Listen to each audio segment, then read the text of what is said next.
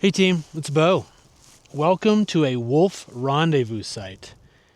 What the heck is this place? Let's talk about it. So these wolf rendezvous sites are actually used by the pack where pups will grow up. Now they don't have the legs, the muscle, the stamina in order to keep up with mom and dad, so they will use these other areas as kind of like a babysitting area. Some yearling wolves or other wolves might hang back with them while mom and dad go and hunt.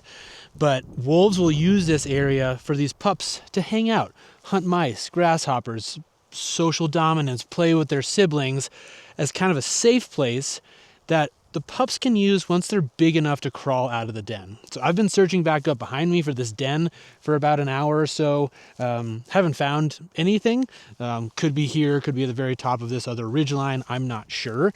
But this is very much a rendezvous site for wolves. There's wolf scat everywhere in this area. Plus, I can see a bunch of these bones lying in front of me right here. Now, these bones could be pieces of carcasses that adult wolves have actually brought back to this area for these younger wolves to consume.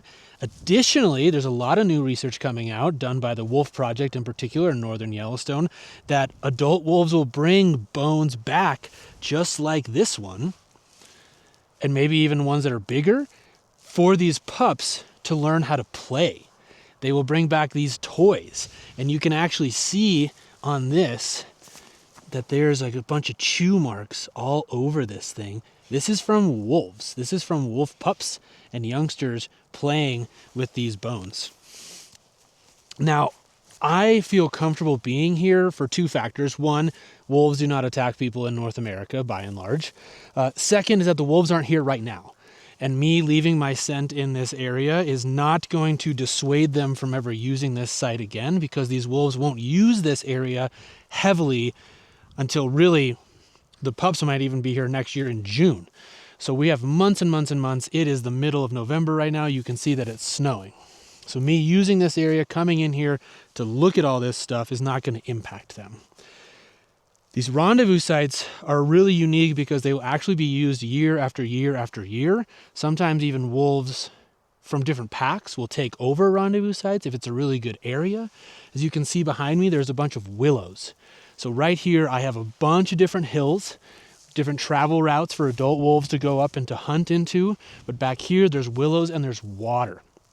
As these pups transition from being just on mother's milk and they start chewing on stuff and they start eating meat, they also need some water. So most wolf rendezvous sites typically have some sort of water source that these pups can get to without having to travel really far, right? They still are very vulnerable. These are very small little dogs, can't defend themselves against much.